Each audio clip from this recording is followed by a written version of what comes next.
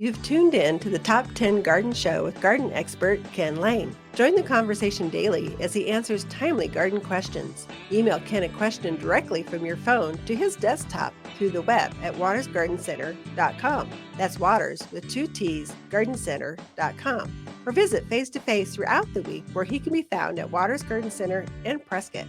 Now welcome your host, Ken Lain. At the start of the show, I had mentioned that there's two things you really need to be focused on. I mean, you should feel like I need to get out there and start the season. That was preparing your soil. Told you how to do that. That was the first segment. And then also pruning and cutting things back. So getting your perennials cut back, cutting back your fruit trees. Now through middle of March is your window. So it's a big window, but you should want to finish this thing up. So I'm kind of done with mine. And one of the mysteries I find folks have, last week's garden class, one said, again, I've got 3 big pampas grass. 2 of them grow really well. One of them just languishes. It doesn't do anything. What's going on? Help me.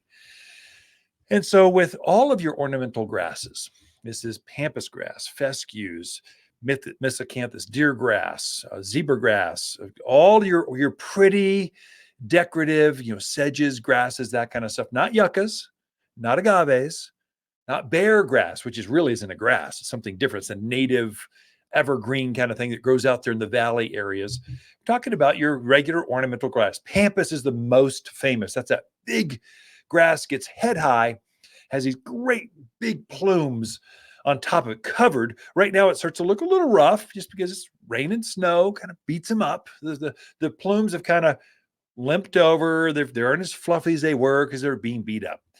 You need to cut those back to about knee high. All other grasses, you're cutting back to about ankle high. So you really cut back on them. If you don't do that, what will happen is that the green that's there now will start to brown as the shorter days, the cold, it just beats them up. If you don't cut them back, you'll get this brown with this green on your grasses. And so other grasses, like let's say miscanthus, or I've got grama grass. I just cut my grama, native ornamental grass, grows about just shy of knee high. Beautiful, beautiful plumes on it or flowers to it. It's beautiful and native. I hardly care for it, but I cut it back. I fertilize it every winter. Now is the time. And so I'm cutting those things back.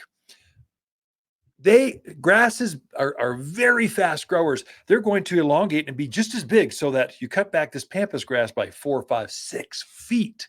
It's going to grow that much again this coming season. I mean, really quickly, starting in March, grasses start to grow. In fact, some of them I started to see some green shoots coming up.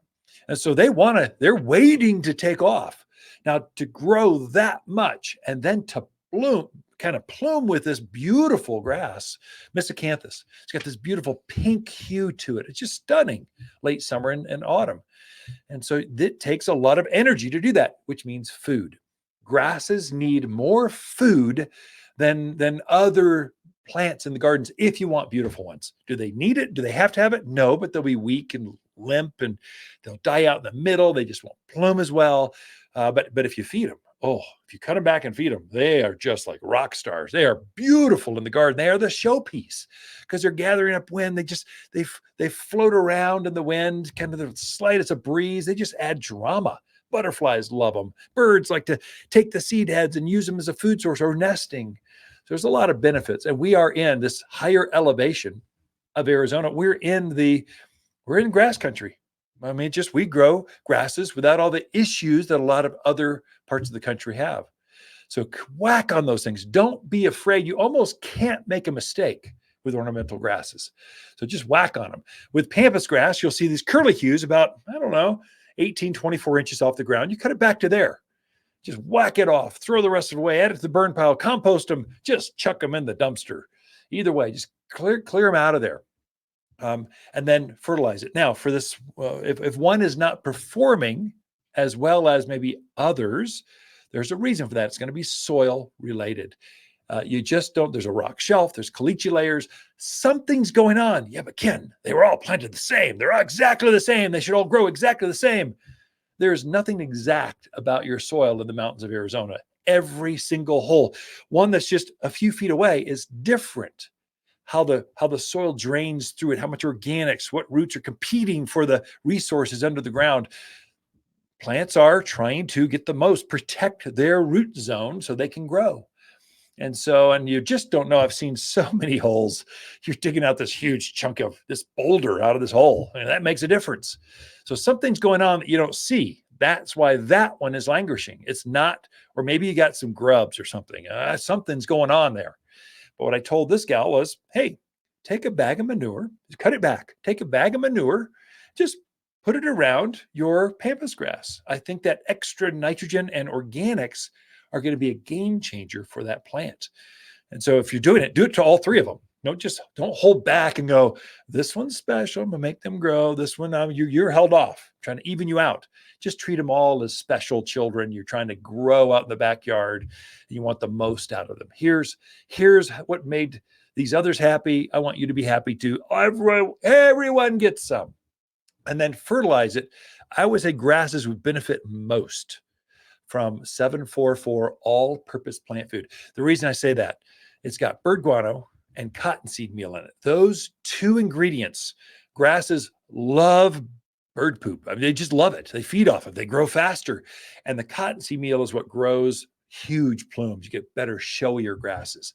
So fertilize it, manure it, cut them back, and you'll be set the stage for just stunning, the most beautiful grasses on the street in your neighborhood. More in store. Be right back after this. Introducing a captivating addition to any garden landscape. With its delicate blooms contrasting against deep green foliage, this resilient perennial brings a touch of elegance to even the coldest winter days. Ice and Roses thrives in challenging conditions, from frosty winters to scorching summers, making it a reliable and low-maintenance choice for both novice and seasoned gardeners alike.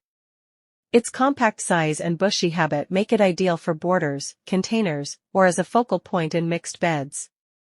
Whether adorning a quaint cottage garden or a modern urban landscape, Ice and Roses Lenten Rose is sure to enchant with its enduring beauty and enduring charm, making it a must-have for every garden enthusiast. Better together companion plants for February. Peony, Calgary carpet juniper, lily of the valley, pinyon pine.